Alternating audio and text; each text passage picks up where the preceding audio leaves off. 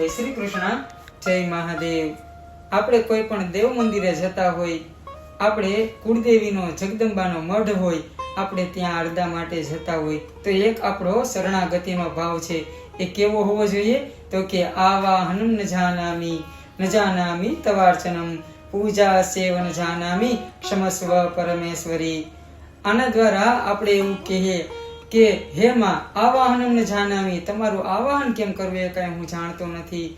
આવાહનમ ન જાનામી તવાર્ચનમ, તમારી અર્ચના કેમ કરવી એ કાંઈ હું જાણતો નથી।